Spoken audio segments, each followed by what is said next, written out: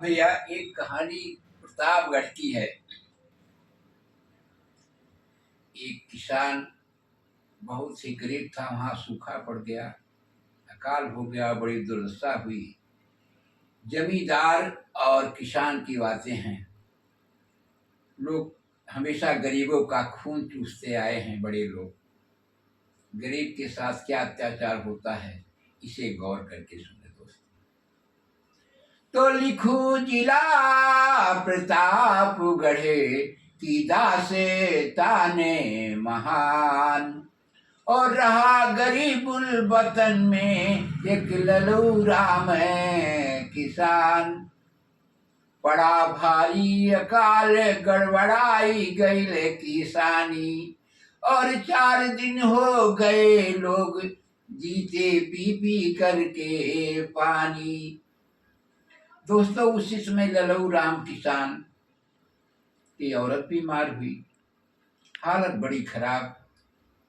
तो बेटी का नाम उसके शोभावती, अपने पिता से शोभावती ने कहा, पिताजी माँ की हालत बहुत ही खराब है, डॉक्टर ले आवे, दवा करावे। ललऊ ने कहा, बेटी अरे किस तरह डॉक्टर को बुलाऊं, लली की कौड़ी नहीं है नजर आ रही।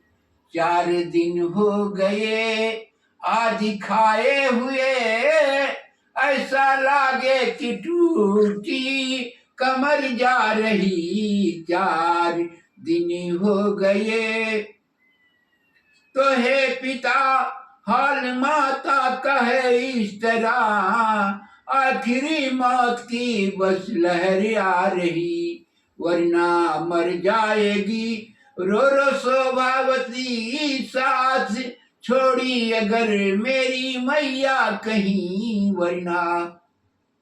लल्लू बड़े ही चक्कर में और कहा, मेरे भगवान अब इस घड़ी क्या करूं, कोई रास्ता मुझे है सुझाता नहीं। जिंदगी भर लहना तू देगी मुझे, गर रहेगी तेरी ऐसी माता नहीं। ठीक है बेटी, कोई बात नहीं, मैं जमींदार के घर जा रहा हूं। तो जा रहा हूं अभी मैं विजय सिंह के घर, उनसे 50 रुपए को लाऊंगा मैं। से दवा का भी चल जाएगा, जो बचेगा तो बाजार जाऊंगा मैं। काम इसमें दया दवा का भी चल जाएगा, जो बचेगा तो बाजार जाऊंगा मैं। लल्लू राम किसान सब देता है और जमींदार विजय सिंह के यहाँ पहुंच गया। प्रणाम किया जमींदार को, साहब सलाम। जमींदार ने कहा, सलाम लल्लू, कहो कैसे आना हुआ मेरे यहाँ। लल्लू ने हाथ जोड़ते हुए कहा, साहब अरे बुरे दिन में ठाकुर मेरे काम आओ, उधर मर रही मेरी बीवी बचाओ, उधर मर रही मेरी। जमींदार विजय सिंह ने कहा, रे लल्लू, अरे हमारे लिए कोई सेवा बताओ, हमारे लिए कोई सेवा बताओ, और न रो रो लल्लुआ मेरा दिल दुखाओ, न रो रो के लल्लू मेरा दिल। तो दीजिए 50 रुपया, डॉक्टर को लाऊंगा, 2 महीने बाद सारे कर्ज को भुगताऊंगा। अरे मेरी बात का मत बुरा मान जाओ, उधर मर रही मेरी बीवी बचाओ। तो और कहिए, और दुआ शान की क्या बात है, कामयाब जाऊं किसी के ये खुशी की बात है।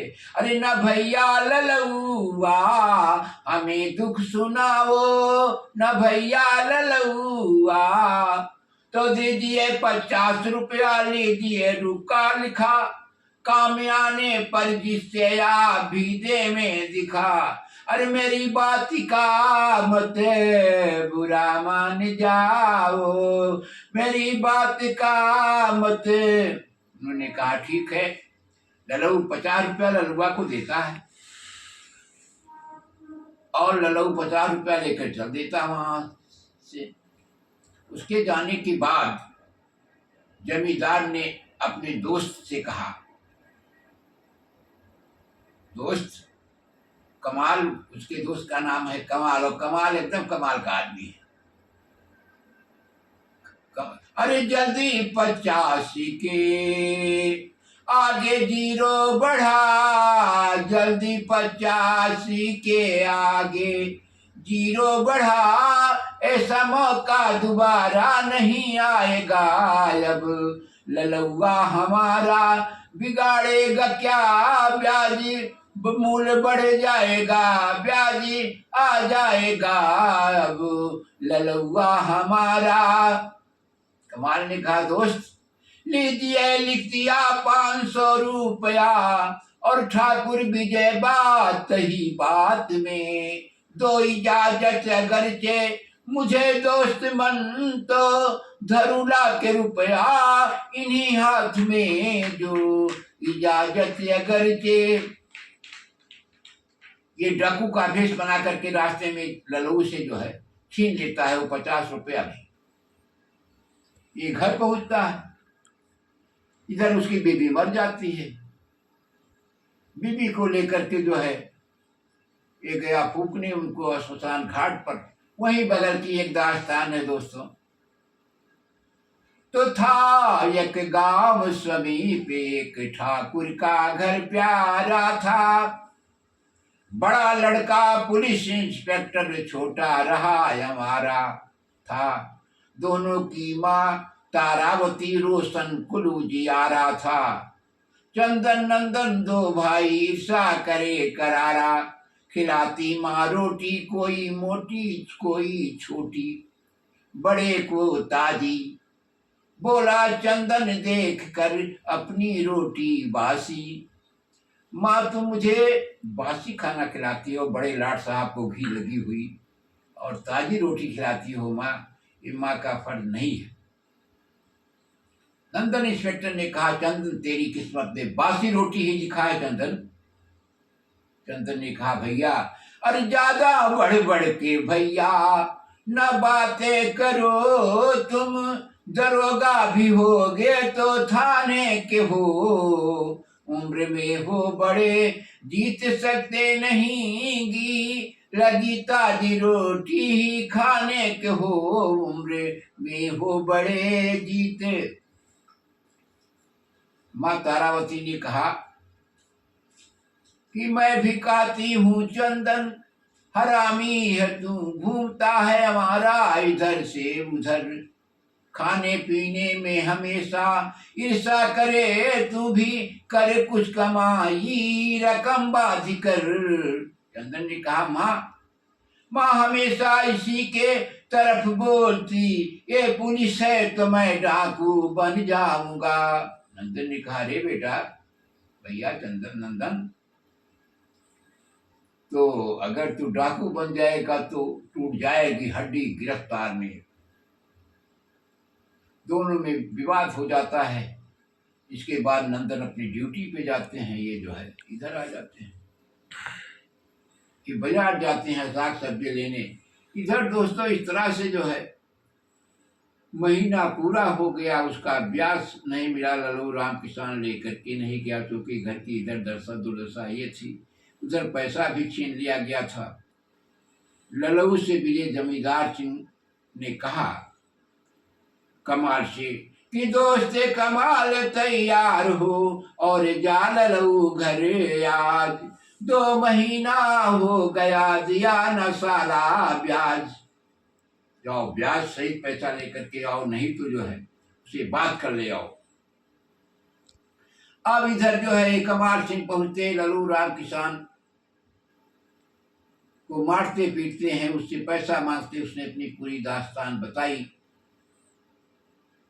लेकिन ये नहीं मानते। उसी समय ये नंदन इंस्पेक्टर का भाई चंदन उस रास्ते से गुजर रहा था। इनको देखा तो छुड़ाया। विजय सिंह जमींदार के दोस्त कमार सिंह को मारा पीटा और कहा भाग जाओ यहाँ से, जो है इसके पास रुपया नहीं, कहाँ से देगा। ये जो है भागते हुए जमींदार के पास पहुंचे और बताया कहीं क्या हुआ वहां की। कहीं गजब हो गया आया जी सरकार भारी, और पड़ा आज है मेरे चंदन पिछाड़ी। कहीं कौन चंदन, कहीं साहब इंस्पेक्टर का भाई जो है, उसका भाई इंस्पेक्टर जो है उसी का भाई है चंदन। ये कैसो ठीक ठीक ठीक चंदन नंदन का भाई है। इंदाज में कल फंसाऊंगा उसे मैं डाके के इल्जाम में। अरे अभी उसने देखी नहीं दुनियादारी, और भला कौन देखेगा ताकत हमारी, भला कौन देखेगा ताकत। दूसरे दिन विजय सिंह थाने पर पहुंच जाते हैं। रोते गिड़गिड़ाते हुए नखड़ा बनाए हुए हैं। ये दृश्य देख करके इंस्पेक्टर नंदन ने कहा अरे भाई आइए चंदन सिंह जमींदार साहब। विजय सिंह को देख करके इंस्पेक्टर नंदन ने कहा कहिए ठाकुर विजय कैसे आना हुआ, और कैसी उदासी है छाई हुई। अरे बोलो आंखों से आंसू बहाते हो क्यों, कौन सी ये परेशानी आई हुई। बोलो आंखों से आंसू बहाते हो क्यों, कौन सी ये परेशानी आई हुई। विजय सिंह ने हाथ जोड़ते हुए कहा इंस्पेक्टर साहब क्या कहूँ सर, नहीं मुझसे जाता कहा, इस कदर का सुनो जिसका जिन्हार है। माफ उसको है चाहे कत्ल भी करे, आप भी साथ दें जो गुनहगार है, आप ही साथ दें जो गुनहगार है। अरे विजय सिंह सच कहो क्या हुआ है विजय सिंह जी, सच्चे इंसाफ का एक पुजारी हूँ मैं। और सच्चे इंसाफ का एक पुजारी हूँ मैं। बाप भी हो गुनहगार छोड़ू नहीं, इस इंस्पेक्टर बना सरकारी हूँ मैं। बाप भी हो गुनहगार। तो ठीक है सर, तो बातों से डिग न जाना कभी, आपके भाई साहेब गुनहगार हैं। आज ही मेरे घर में है डाका पड़े, करिए इंसाफ घर मेरे सरकार हैं। नंदन ने कहा अरे विजय सिंह मेरा भाई वो चंदन है डाकू नहीं, उसको बेफायदा भर माओ जिन्हार है। इस तरह जुर्म उस पे लगाओ नहीं, मेरा भाई कभी ना गुनहगार है। इस तरह जुर्म उस पे मैंने पहले कहा जिनके सरकार हो, उनके घर वालों को डरना जिन्हार है। इस जमाने में इंसाफ है ही नहीं, देखता आपको भाई से प्यार है। इस जमाने में इंसाफ। नंदन ने कहा ठीक, मेरा भाई मुझको प्यारा भी है, किंतु कानून के हाथ मजबूर हूँ। आज ही मैं गिरफ्तार उसको करूँ, आज ही मैं गिरफ्तार उसको करूँ। गर वो डाकू बना मैं पुलिस को रहूँ, आज ही मैं गिरफ्तार। दिमाग की मुकदमा पंजीकृत करिए 323, 504, 506, 452, 394 IPC। दर्ज करो, गवाह का नाम लिखो। मुकदमा दर्ज हो जाता है और नेटवर्क गवाह होता है वो कमाल। मुकदमा पंजीकृत के बाद तफ्तीश चालू होती है। ये सिपाही नेटवर्क को साथ लेते हैं, 2 सिपाही और लेते हैं दरोगा जी। चल देते हैं चंदन की खोज में। अब चंदन ललो राम किसान के यहाँ मिल जाता था। पहुंच गए वहाँ, उसकी बेटी जो है वो भी है शोभा, और कमाल ललो राम किसान को अपने ही घर ले आया, यहाँ ले आए, मारे पीटे, हालांकि उसकी मृत्यु हो गई, वो तो अब है नहीं जिंदा। इंस्पेक्टर नंदन को जब चंदन ने देखा तो सुबह से कहा चली जाओ यहाँ से, वो हमारे भाई या साहब आ रहे हैं। नंदन ने कहा चंदन भागने की कोशिश मत करना, कौन सी छोकरी जो तेरे पास थी, हाल सच सच बताना छिपाना नहीं। अब तो हालत तेरी तोड़ डालूंगा मैं, तो पुलिस वालों को शायद जाना नहीं। ने कहा भैया कोई होगी मगर क्या खता है मेरी, किस लिए ये जुलम मुझ पे ढाएगा तू। मैं अभी कोई डाकू बना तो नहीं, हथकड़ी करो में पहनाएगा तू।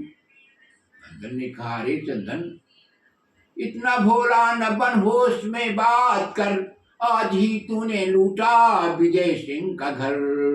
मैंने सोचा नहीं था कभी ख्वाब में तू हरामी बनेगा, अब इस कदर। गिरफ्तार कर लो इसको। चंदन को गिरफ्तार कर लेते हैं, लेके थाने चले जाते हैं। अब भैया थाने चले जाते हैं, डाल देते हैं हथकड़ियों में, उसको लाकर में बंद करते हैं, नटवर सिपाही की वहां ड्यूटी लगा देते हैं। अब नटवर सिपाही जो है वो जमींदारी, विजय सिंह जो जमींदार हैं इसके, नटवर सिपाही के बाप की जमींदारी थी, वो वहाँ उनके यहाँ मंत्री था, धोखे से लिखवा लिया था। नटवर सिपाही हो गया, ईश्वर की दया है, उसे हर चीज मालूम है। तो उसने कहा नटवर ने कि दोस्त हमारी और तुम्हारा दोनों का दुश्मन विजय सिंह है, अगर तुम मेरी मदद करो मैं तुम्हारी मदद करूंगा।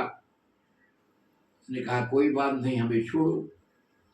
वो चाबी से खोल देता है लाकअप और अपनी बंदूक से को साथ लेकर के चंदन के साथ फरार होता है। एक चिट्ठी लिख जाता है कि साहब मैं अनुचर बना गुप्तचर भी बना, राज दिल का जो है वो बताऊंगा मैं। एक दिन काफिला गृह चंदन सहित आप के पास ले करके आऊंगा मैं। एक दिन काफिला गृह चंदन सहित आप के पास ले करके आऊंगा मैं। ईश्वर देता है डकैतों का गैंग तैयार। दोस्तों इस तरह से वहां थाने पर एक पत्र नटवर लिख करके छोड़ देता है। अगले वीडियो में आगे का दूसरा पार्ट में देखें दोस्तों क्या कहानी होती है।